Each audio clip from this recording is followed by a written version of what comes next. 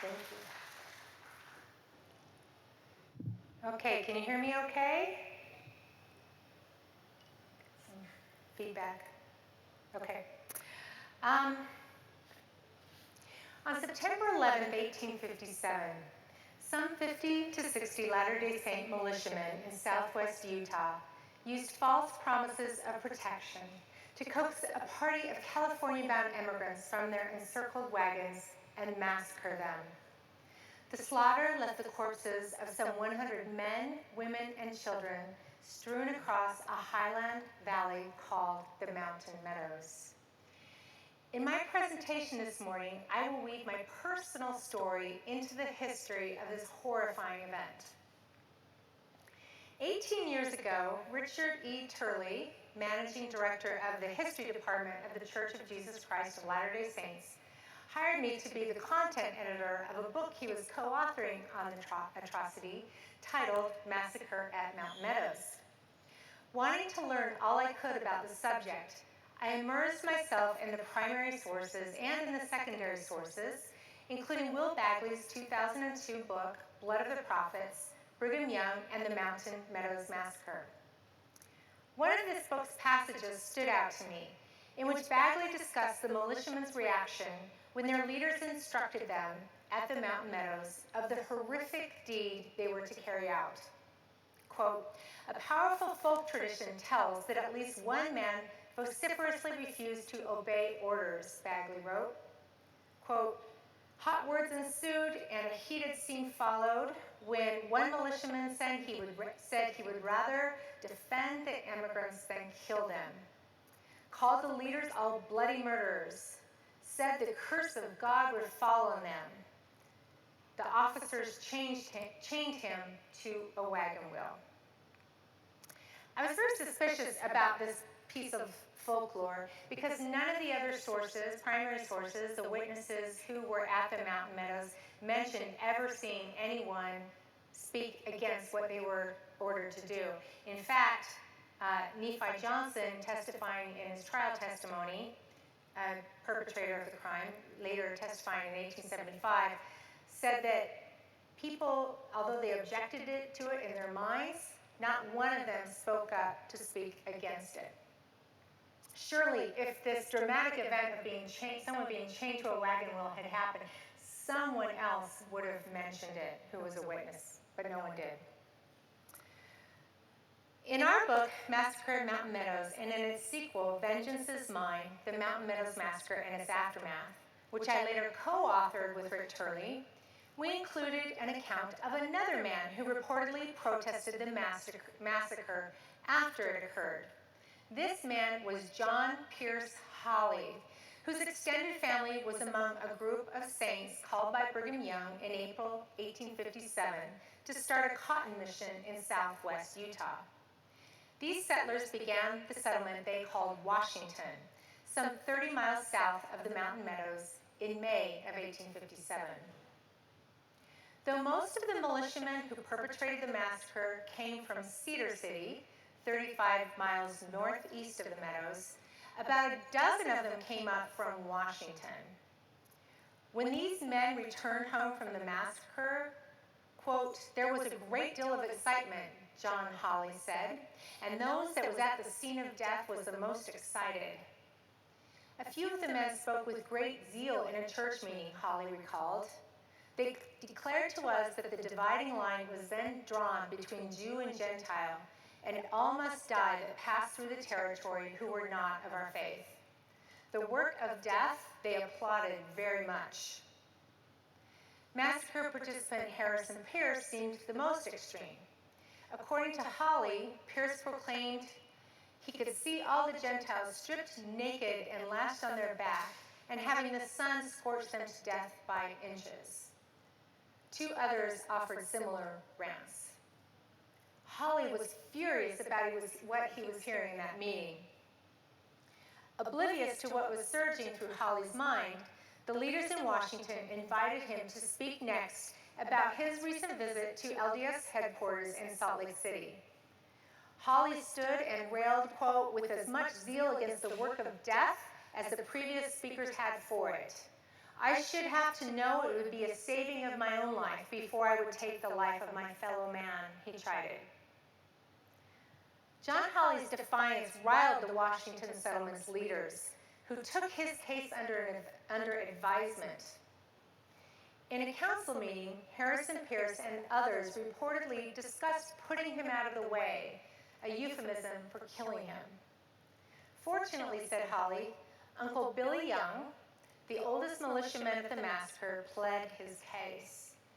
52-year-old Young carried the day, but the council told Young to issue Hawley a warning. I am sent to tell you, he told Hawley, to be more on guard and not oppose the authority.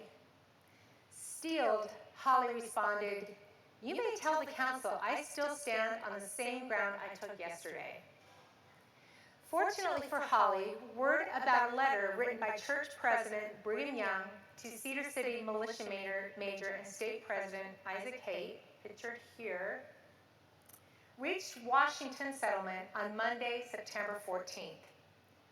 Several days before the massacre, Haight had sent an express rider to Salt Lake City with a letter for Young, asking what to do about a train of immigrants who had corralled their wagons and were under siege after an initial attack on them at the Mountain Meadows.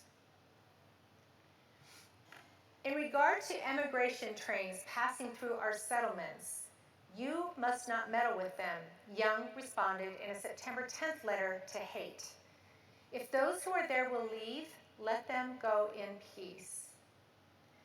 Though the express rider carried Young's letter south as fast as he could, it arrived in Cedar City on the morning of September 13th, too late to prevent the massacre. But its arrival in Washington Settlement the next day did help Hawley. Quote, this day brought Brother Brigham's message, and it was read in our branch, Hawley said. When this was done, there was a different tune played, and these men that thought I ought to die thought different. From then on, they was my friends, and I was more bold in proclaiming against such acts than before. Though Hawley later left Utah and the Church of Jesus Christ of Latter-day Saints, into his old age, he attributed the massacre to, quote, excitement inherited by the Reformation, which I'll explain later in this presentation, and to those who, quote, sent an express to Brigham Young to know what to do with this company, but did not wait till they got returns from Brigham before they massacred the company.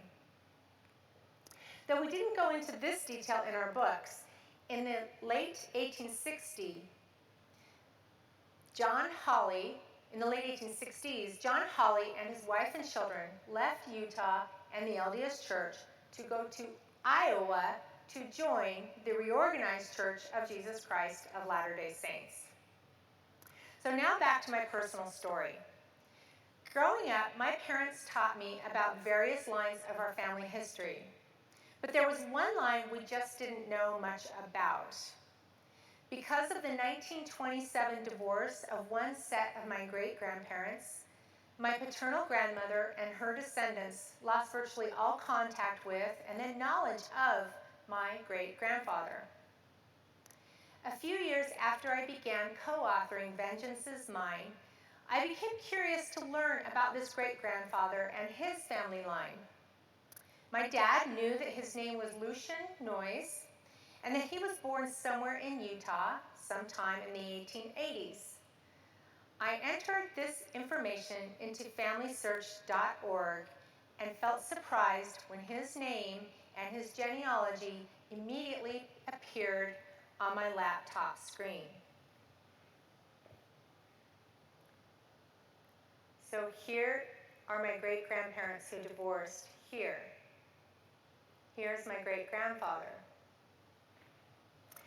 Lucian's mother's maiden name quickly caught my eye, Sarah Lavina Hawley. I recognized that surname because we had included the account of John Hawley, which I just shared with you, in both of our books. I had always admired Hawley's courage in speaking against the massacre, so I became really excited and I wondered if perhaps I was related to this hero in the book. Going back to the previous generation, I was thrilled to discover that John Pierce Hawley was my great uncle. And I was very proud of that. So then I wanted to know about Sarah's father, or my great grandfather, whose name appears here as William Schrader Hawley, the brother of John Pierce Hawley. Wondering if he happened to appear in our 2008 book, Massacre at Mountain Meadows, I turned to the book's index and felt astonished to see his name there. The index directed me to one of the book's appendices titled The Militiamen, where I found this entry. William Schrader Hawley, age 27, Sergeant, Company I, 5th Platoon, Washington City. John D. Lee said he was with the Washington group that arrived at the Meadows on Tuesday, September 8th.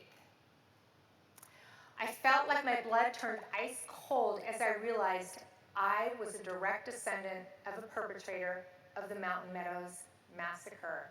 This after I had been working on this project for 9 years. So now I had a keen interest in learning about these Hawley ancestors, whom I previously had known nothing about other than John's account about the Mountain Meadows Massacre. I learned that when they were very young boys, John and William's parents, Pierce and Sarah Hawley, joined the fledgling Church of Jesus Christ of Latter-day Saints in Illinois in the early 1830s. Soon thereafter, they gathered with the main body of saints in Missouri, where mob violence forced them to move multiple times. They ultimately settled west of Nauvoo in Iowa Territory at a place called Hawley's Grove, which was later renamed Ambrosia. During the construction of the Nauvoo Temple in 1843, the Hawleys were in a group of saints led by Apostle Lyman Wight, who logged and milled Wisconsin forests and piloted lumber down the Mississippi River to Nauvoo.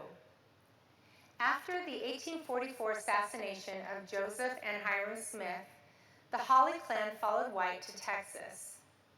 The Lymanites, as John Hawley called this group, established a community they called Zodiac, which we've been hearing about last night at this conference, and then some of you attended the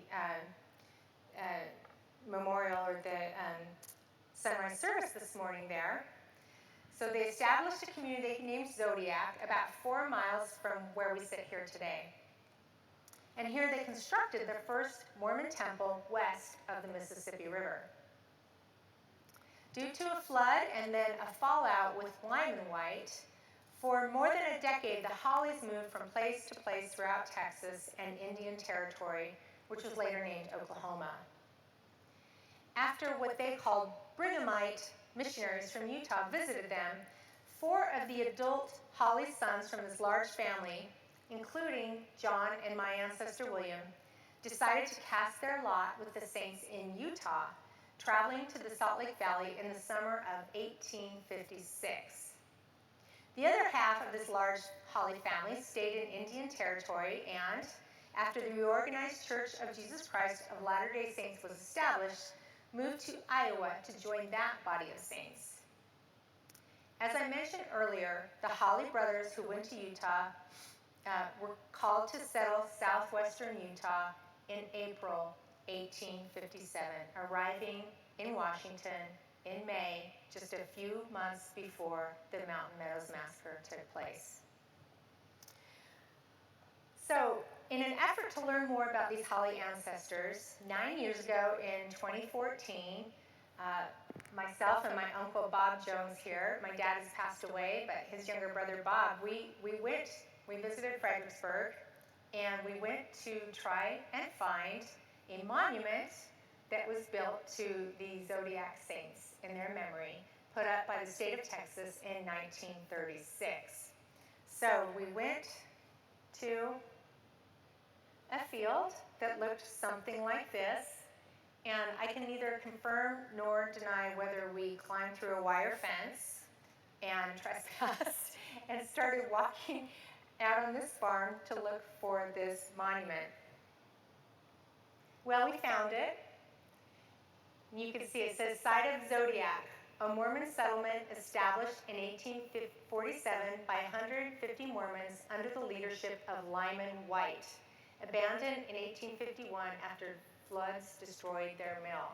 So here we were at the site of our ancestors, the Hawleys. We were thrilled. It was exciting. Then we saw off in the distance a cloud of dust moving towards us. And as that cloud of dust got closer, we saw that there was a man riding a four-wheeler with a gun in the back heading towards us, which was a little disconcerting. So I quickly smiled and started waving and saying hello and trying to be as friendly as we could. And this farmer approached us, looking very gruff and stern. And we explained to him, we're so sorry we're on your land, but we wanted to come find this monument to our people who settled here in the late 1840s, 1850s. Well, the man soon told us, your ancestors, your people, saved my ancestors, my people. You're welcome here. This is the man. It was Elmer, and I hope I don't slaughter the pronunciation of his name here, but it was Elmer Schmidzinski, who again, I guess, joined us this morning at the sunrise service. Elmer broke into a smile, as you can see. We took his picture here, and he even took our picture for us back in 2014. So since this occurrence, I've often thought, what is it that leads one group of people, and in my case, my great-great-great-grandfather, to help and to save one party of people? These were immigrants from Germany who came to Texas and were dying and starving to death. They were not familiar with how to farm in the arid deserts of Texas. And so the Mormon settlers helped teach them how to set up irrigation in an arid area, which they were familiar with, and literally save this colony of people. And Elmer is a descendant of those folks whose farm is still there today. So what is it that would lead one group of people, a group of people to save one group of people, and then just a few years later, massacre another group of people? To me, it says, oh, these were just bad people that committed the massacre. We can't say that because they had earlier and later done good things in their lives. Well, the answer lies in context. In the spring of 1857, the newly elected U.S. President James Buchanan had heard rumors that the Latter-day Saints were in rebellion, in that they had a growing theocracy in the West. Brigham Young was not only the president of the LDS Church, but he was also the governor of Utah Territory, and they were also practicing polygamy. Also, as Tom Murphy pointed out this morning, forging alliances with local Native Americans because of Brigham Young, Book of Mormon prophecies that someday Native Americans and Latter-day Saints would come together as a house of Israel, and that the Native Americans would rise up and protect the house of Israel against Gentiles, and in some cases even violently. So word of these things reached Washington, D.C., and the newly elected president, Buchanan, determined that he needed to send a new governor and a whole new slate of territorial appointees to replace Young and others, and that they needed to have 2,500 troops with them to ensure that these changes took place and the troops would occupy the territories, the settlements of Utah Territory. The Latter-day Saints, responding to what they had suffered in Missouri and Illinois in the prior decades, reacted strongly and worried what about the intention of these troops who were coming to occupy their territories. They devised various strategies to keep the troops from entering their settlements in what becomes known as the Utah War. So there's war hysteria going on. Brigham Young is preaching very violently against the approaching troops and against the federal government of the United States. He and his advisors tell the people to save their ammunition, save their guns, save their grain, and prepare for a possible siege. And the militia, the Mormon militia throughout the territory, they start drilling and preparing for a possible war. So war hysteria is going on in 1857. Another factor that takes place is the Mormon Reformation of 1856 to 1857, in which Brigham Young and other leaders felt that the Latter-day Saints in Utah were losing some of their passion and their activity in the church, and they felt that they needed to whip the people into a state of remembrance and start, again, preaching very violent rhetoric about getting the people to be more committed to their religion. So you have that going on.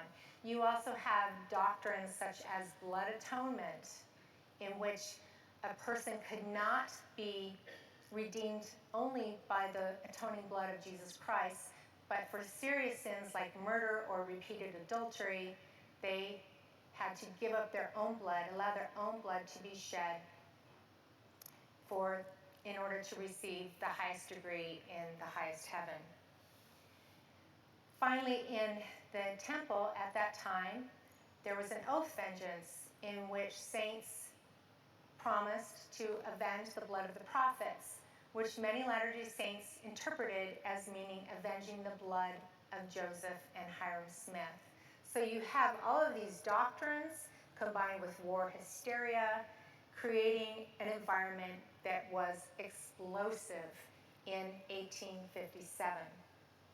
Finally, Young devised a strategy to try and use to leverage with Washington, D.C., to try and get them to pull the troops back. The Latter-day Saints had arrived in the Salt Lake Valley in 1847, and since then they had mediated with passing immigrants who wanted to pass through the vast Utah territory to reach California and Oregon Territory. And at times there would be disputes as these immigrants encroached on the lands of local Native Americans who had inhabited these lands, of course, for generations. Besides being the territorial governor of Utah, Young was also the superintendent of Indian Affairs over Utah. And so one of his roles was to mediate between these disputes that broke out so that immigration could continue and that the manifest destiny that the U.S. leaders and the people of the United States believed in could go forth, trying to spread white civilization from the East Coast to the West Coast. Young determines that if he's going to be replaced and if troops are going to occupy Utah territory, he says he will hold the Indians back no more, playing on very racialized 19th century stereotypes at the time. He says that unless the government pulls the troops back, all hell is going to break loose, and that all kinds of raiding on immigrant capital companies by local Native Americans will take place, and immigration will no longer be safe.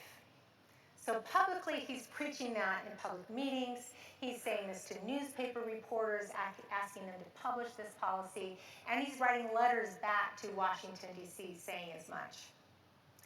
Privately, he and his interpreters are meeting with local indigenous peoples and encouraging them to raid immigrant cattle companies so that this will actually happen. What he is threatening will take place if the troops come. Local tribes are resistant. They say, you've told us not to steal. You've taught us not to steal cattle. And Young and his interpreters say, so we have, but things are changed now because the Americans have come to fight us. Between September 7th and October 3rd, 1857, several attacks on immigrant cattle companies take place on several different companies in several locations throughout the territory of Utah. One at the Mountain Meadows goes awry. Why?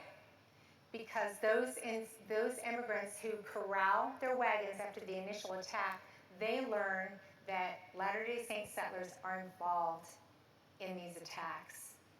And the people at Cedar City, led by Isaac Haight, state president and militia major, make the horrible decision that they need to wipe out all the witnesses inside the corral and silence them all so they cannot go to California and report what has been going on, that white Latter-day Saint settlers have been involved in these raids.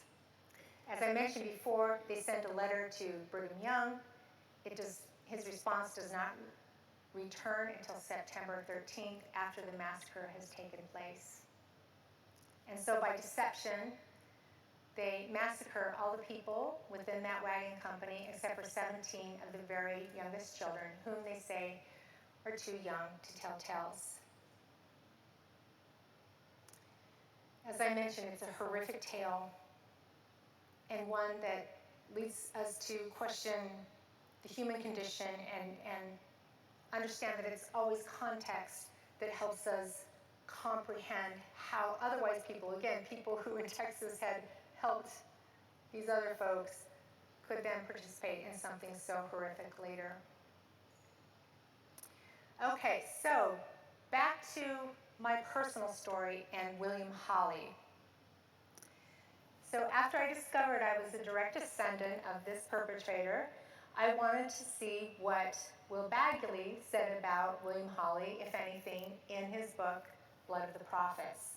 So again, I turned to the index of that book, and again, I found William Hawley's name in that index. I turned to the page in which Hawley was mentioned and discovered that he was the man who was reportedly chained to the wagon wheel when he protested what was about to happen at the Mountain Meadows Massacre. Even though I knew he was my ancestor now, I still didn't believe that legend. So digging deeper into my family history, I wanted to find where that rumor came from. It was recorded by a newspaper editor who lived in central Utah named Frank Beckwith. And he became fascinated with the massacre when he moved to Delta, Utah in the early 20th century and began collecting all the information he could about the massacre. One of the legends he recorded was a story that someone told him they had heard, that someone else had told him that they had heard in Salt Lake City and in Marysville, further north, about a man named William Hawley who supposedly protested the massacre, and therefore he was chained to a wagon wheel. This was unconfirmed quadruple hearsay, and that Beckwith recorded. So again, I still didn't believe it, the story. Finally, I looked at William Hawley's children. None of them ever heard their father share that story. And John Hawley never recorded in his autobiography he wrote, never recorded anything about his brother William sharing that story. So again, we can rule out that this happened or that this story was shared, and I'm confident that my ancestor was one of the perpetrators of the massacre. So what do we do when we find out one of our ancestors, whether they participated in horrific violence like the massacre, whether they were part of displacing indigenous peoples who lived in the Americas for a generation before we began displacing them, killing them, involved really in ruining their lifestyle they had lived for so long? Or how do we handle it when we find out one of our ancestors enslaved people.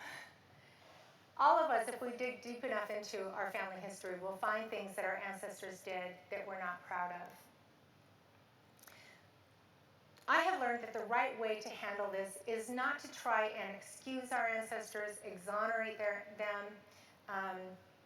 make them sound better than they were, but to own what they did, feel sorrow for what they did, learn all we can about that history, and then reach out to those who have been affected by the wrongs of our ancestors and apologize to them.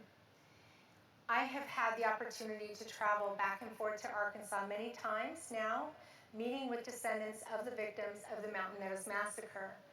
And many of them have come to Salt Lake City, to Utah, to visit us there, and every other year they come to St. George, Utah, and visit the site of their ancestors' burial place, whose remains still lie at the Mountain Meadows. Through my expressing sorrow and saying I was sorry for what my ancestor did and that it was wrong, I have seen so much healing, not only on my part, but on their part as well. This is the way that we can seek reconciliation, healing, and peace. Thank you.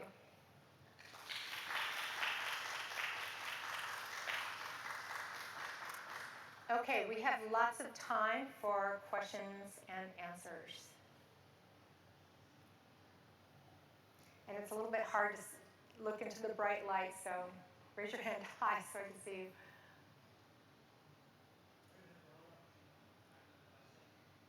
Okay, go ahead. First, thank you for the presentation. Really fascinating. You gave personal and big picture history. I'm curious if you have any, I know that there's not enough documentation for it, but do you have any hypotheses or guesses as to how this Hawley story developed about being chained to a wagon wheel? It seems like the sort of thing a man might invent to defend himself. Right. Except if his children never heard it, that doesn't seem to be what happened. Yeah, so I'll repeat the question. The question was about, myths and legends and myth making that takes place as we study history, and how this myth about my ancestor William Hawley developed, that he protested the Mountain Meadows Massacre at the Mountain Meadows and was chained to a wagon wheel so he couldn't prevent it.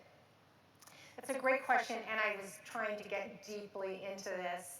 And so far, I have not been able to find where that originated. The furthest I can trace it was to people in Salt Lake City and in a town called Marysville saying that they heard it from someone who heard it. Just rumor. No one said they actually heard it said by Hawley himself. And again, so that's a great question. I need to keep trying to dig and find more. But the fact that when I found that his sons had never heard it, Frank Beckwith, when he hears this story, he shares it with some of Hawley's sons that live in the area, and he says that they're very relieved to hear this story because they believe it. But their father, who had passed away by then, they had never heard him say it either. So yeah, it's a great question where it originated from, and that's as far as I've been able to get. But it just shows how it's so important. Before we repeat things as fact, it's very important to dig deep and find out the source of these things and see if they can be corroborated or disproved by other sources. Yes, thank you. Go ahead.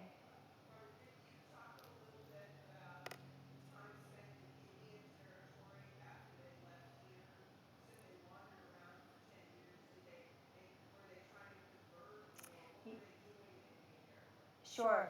So the question was, what happened to the Hawley family after they left Texas and they go into Indian Territory, which again is today's Oklahoma? They leave because of this falling out with Lyman Wight. Pierce Hawley is the head of the Hawley family. He's the patriarch. In fact, literally, Lyman Wight makes him the patriarch in Zodiac, and he's the one who gives patriarchal blessings and so forth. But they have a falling out with Lyman Wight, and Pierce becomes disgruntled with him. So he and most of the family go to Indian Territory and settle there. And Pierce Hawley dies in 1858, so not long after they go there. It's about this time that missionaries, both from the Latter-day Saint tradition in Utah and also from those in Iowa, of what becomes the Reorganized Church, they start traveling through the area looking for converts and trying to get these converts who were once, with them in Nauvoo to come join their factions, if you will.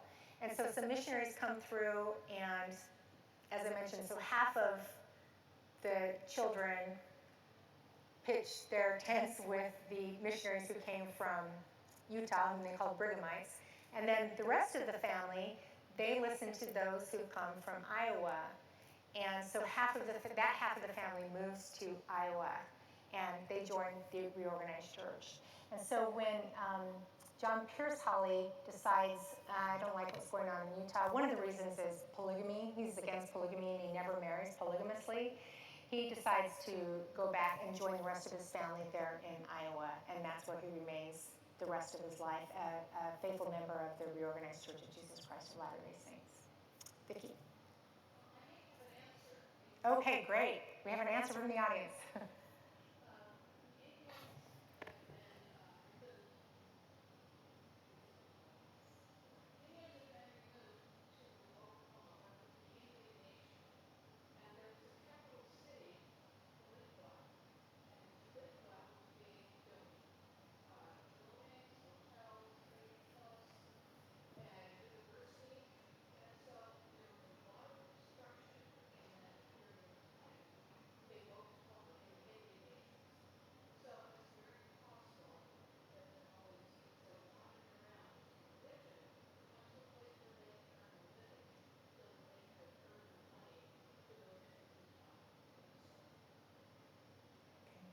Sorry, I couldn't hear the answer, so I can't repeat it. But I'm sure all of you in the audience heard, Vicki. So thank you, and I'll get your answer from you afterwards. Okay, over here, yes. I'm interested in talking earlier about James. There's a James Hawley who was a pastor of the Bandera Community of Christ back in the 60s. Do you know anything about that family tie? Yeah, so the question, let's go back to my genealogy here. Yeah. So the question was that there's a James Hawley who's a pastor in the Bandera congregation of what becomes the Reorganized Church, or just still the Lyman Wight? In the 60s, the Reorganized Church. Okay. And he asked if I know anything about James. I don't. I don't have all of the brothers listed there, but he may have been one of the brothers. I'm sorry, I don't have more information on that. But I would love to hear from you all about James. Yeah, well, I got a cousin Thomas who in 1884 was married in Bandera. He's a Hawley too. So Okay. I'll give that information to you. Great, thank you so much. So the audience member said that there was also a Thomas Hawley that lived in Bandera, Texas in the 18. I'm sure they must have been brothers. But yeah, let's talk afterwards. So,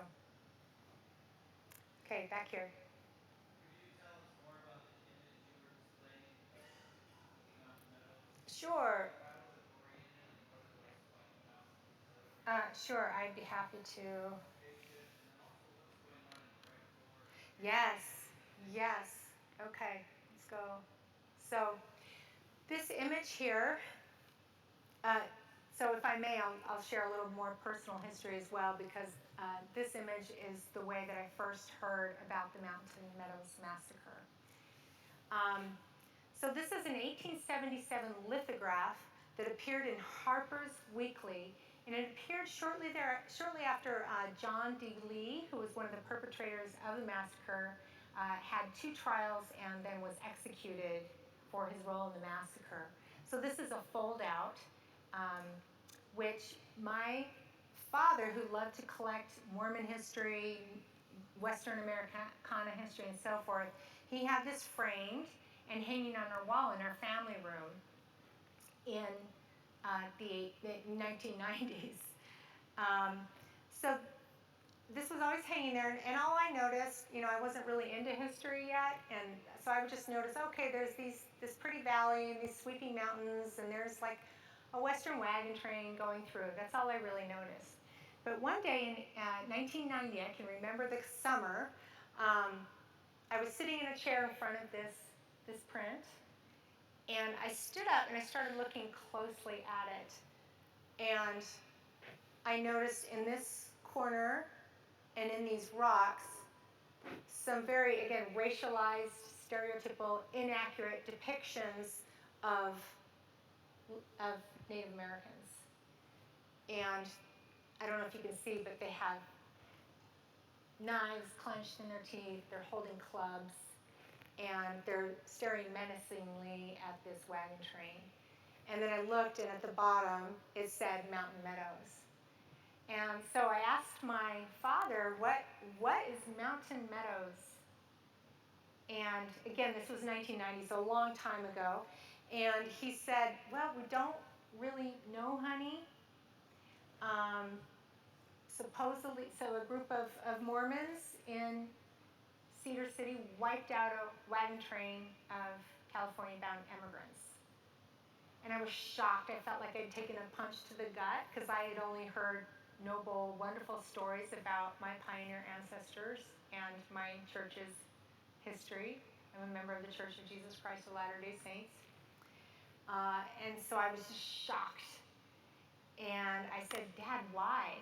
And he says, well, we don't know. Supposedly they had the gun that killed Joseph Smith, and supposedly they were poisoning springs as they were traveling through Utah. And my response still was, so? Why does that justify them being wiped out? And he says, honey, we just really don't know. Because I was not a historian yet, I was not even interested in history, I didn't know that in 1950, a woman named Juanita Brooks from Southwest Utah had published a book called The Mountain Meadows Massacre. So I didn't know that book was available for me to read, but I always just kind of put it on the back burner of my mind. Someday I wanted to know how this could happen. Fast forward to 2005, I had quit full-time work as a professional editor to raise my young daughter. But I wanted to be involved in freelance work, and so I turned in my resume to the LDS Church History Department to Elder Marlon K. Jensen, who was the church historian at the time and a friend of my dad's. And I said, if you ever need any freelance editing done, I'd be really interested in doing some for the department, because I was starting to develop an interest in history. Well, nothing happened, and then 6 months later, I got a phone call from Richard Turley, who I mentioned, who was managing director of the Church History Department at the time, and he said, I'd like you to come in and interview for a full-time position. And I said, can I do it from home, or can I do it part-time? And he said, no, it's a full-time job. And I just found out, my husband and I were expecting our second baby. So I thought, this doesn't make sense. I've got a 3-year-old at home, I've got a baby on the way, a full-time position doesn't make sense. So I was just about to say, no thank you, and hang up the phone. I said, well, what would you want me to do? And he said, I want you to edit a book I'm writing on the Mountain Meadows Massacre. And so I said, I'll be right there. So I went in for the interview, and it just felt like this was something I was supposed to do. I was meant to work on this book. Again, at the time, having no idea who my ancestor was. And so I told Rick, this makes no sense, but I'm going to take the position. So I worked, and then I said, we're expecting our second baby. He said, well, when's your baby due? And I said, well, it's due in May of 2008, or excuse me, May 2006. And he said, oh, that's fine. We'll wrap this project up in April 2006.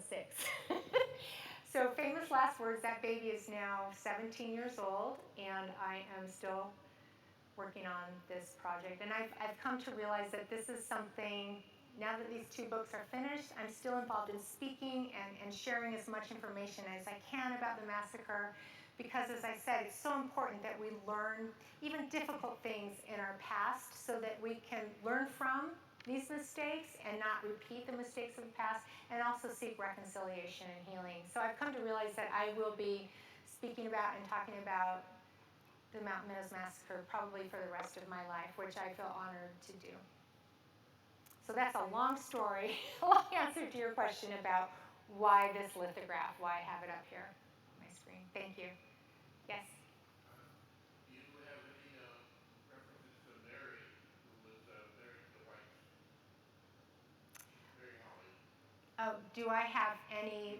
Anything on her? I don't. The question was if I have any information about Mary Hawley, who was married to one of Lyman's sons, correct? Yeah, no, I have not done research into the entire family. I've just focused on John and William. But I'm always looking for more information if you have some. Yes? Okay, John D. Lee was executed for his part. What about the other men involved in the massacre? Right. What did they identify who those were? What happened to them? Yeah, great question. So the question was, John D. Lee was executed in 1877 for his role in the massacre. What about the other 50 to 60 white men that I mentioned, militiamen who were involved? Whatever happened to them? Tragically, justice was delayed and justice was denied because only one perpetrator was punished for his role in the crime. In 1859, the federal officials that I had mentioned before that they were coming to Utah, sent by the federal government, in the summer of '59, they start heading down to southern Utah to investigate the crime. One was named Jacob Forney. He was the replacement for Brigham Young as superintendent of Indian Affairs.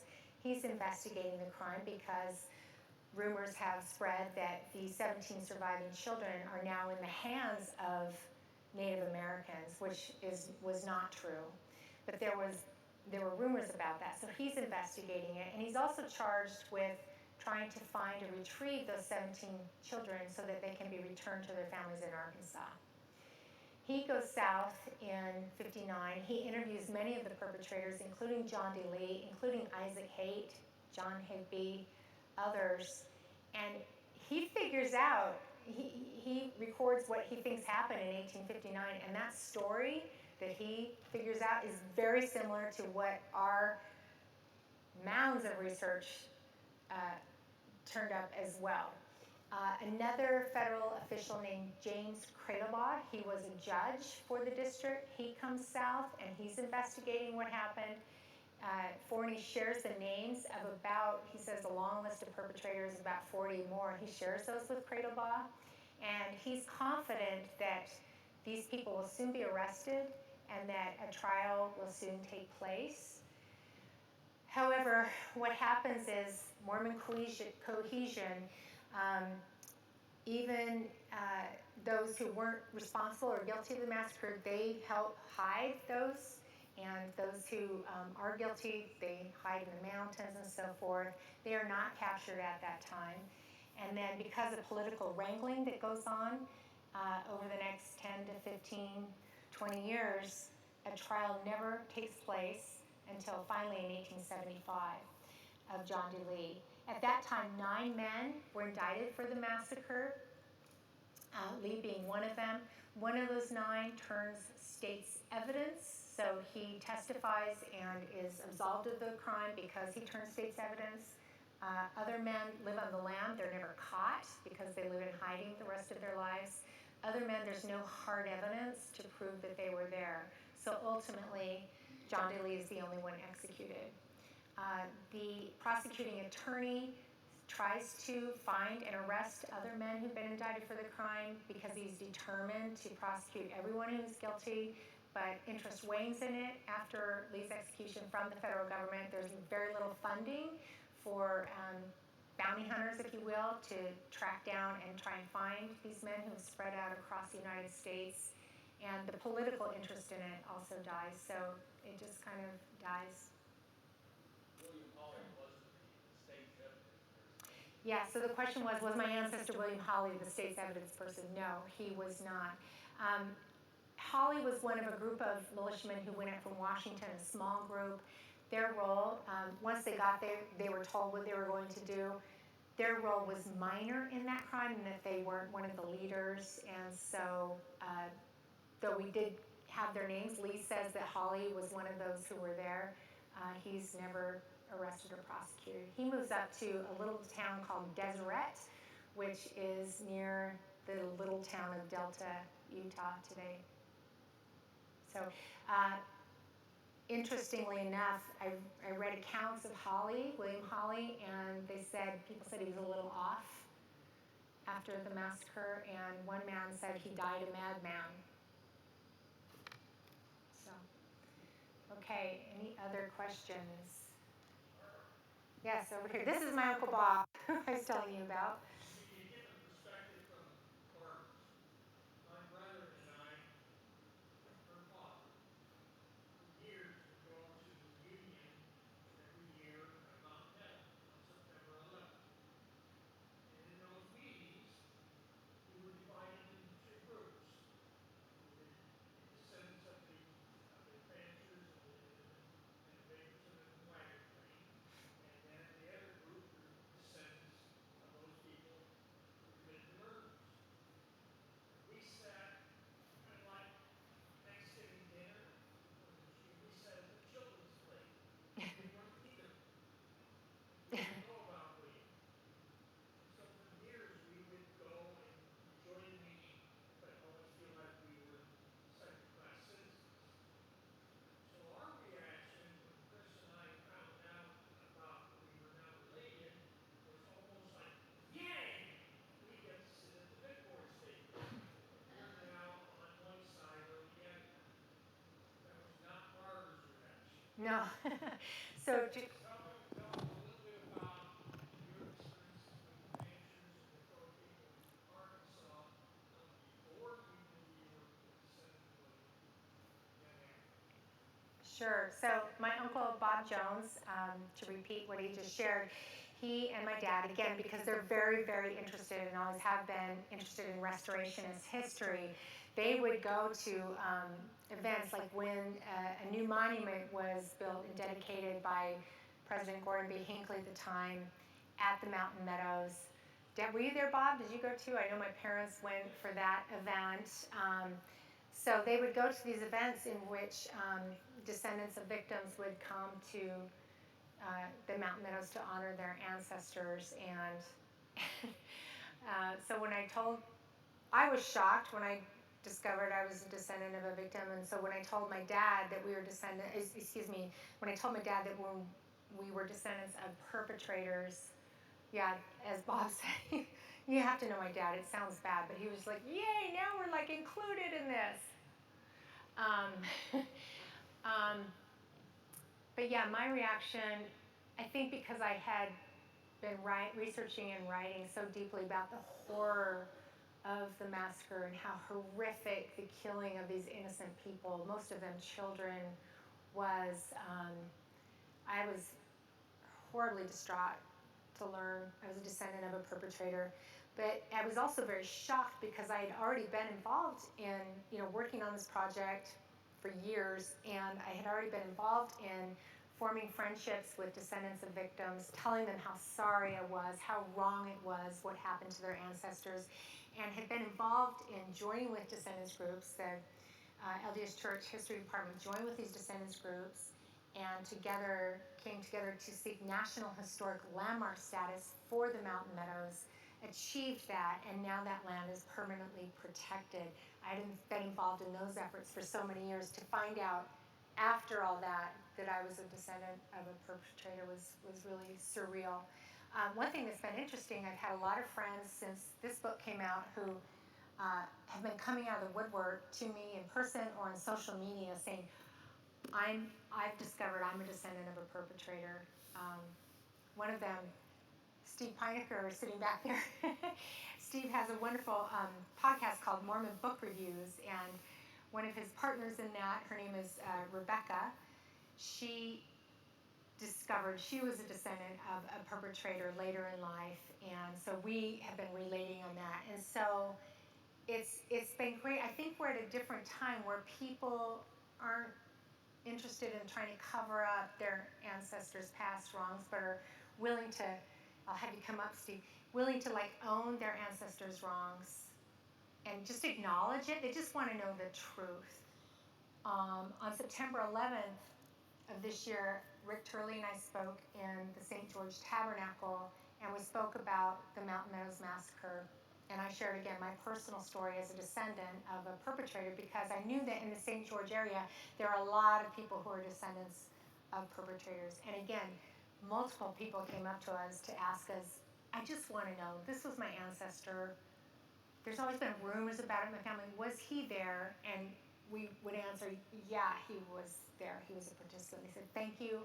I'm just ready to know. So I think times are changing, and so much of that is because of history, like doing the historical research, publishing that history, sharing that history. It changes hearts and minds. And I'm confident that if we can come to this kind of reconciliation of the Mountain Meadows Massacre, we can seek reconciliation with those who are descendants of enslaved people. We can seek reconciliation with Native American tribes whose peoples were massacred also. So it's a testimony to me of how important the study of history is. So Steve, did you want to? Can I ask a question? Sure.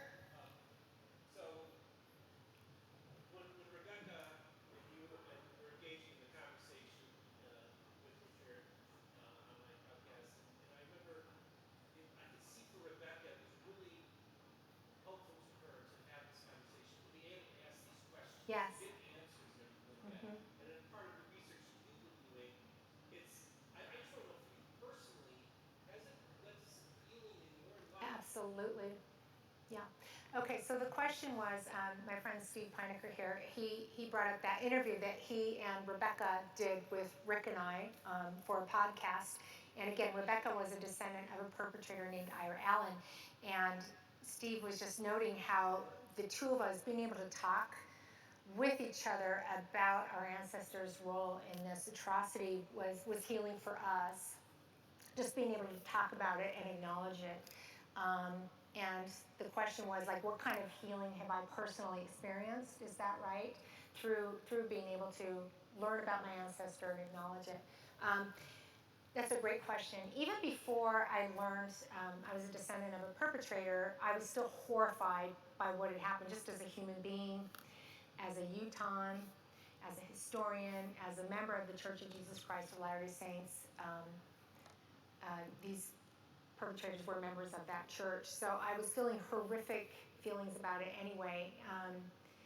In fact, I had a next door neighbor who was a professional counselor, and I was telling her about the nightmares I was having about uncontrollable sobbing I would sometimes break into at work or at home, depression I was having, anxiety I was having as I was thinking and kind of reliving what those immigrant people went through. I was not relating to the Mormon militiamen. I was relating to the immigrant mothers who were just trying to protect their large families of children. Because I had young children. That's who I related with. And so I was really suffering. And in fact, several of us working on the project were suffering so much that we actually called in a counselor, and we did some counseling sessions for them to try and help us. What I found was when I started meeting descendants of victims and apologizing to them and acknowledging the wrongs that my ancestors had done, there was incredible healing on their part. We would we would all cry almost every time and hug each other. And so I realized there is so much healing to be done on their part as well. So yeah, that finally healed all those horrible symptoms I was experiencing because I realized there was something I could do for those people who were killed. I could reach out to their descendants, and I could endeavor to protect their burial place where their remains still lie. And I could tell their story. As I've made friends with descendants of victims, they wanted two things. They wanted the land protected, that it's never developed, it's always protected, and they want the story told. And so that's what I've endeavored to do for them. And it's been incredibly healing. And that's a message I'm trying to share with everyone, whether it's a massacre or any other horrific event in our history. Healing can come through acknowledging the wrong, apologizing for the wrong, owning it, and reaching out to those who have been hurt by the wrong. So, thanks. Okay, we've got time for one or two more questions if there are any more. Okay, was there one over here? Sorry, it's so bright, it's hard to see. Okay, one over here. Okay, go ahead, Bob. Oh, my question.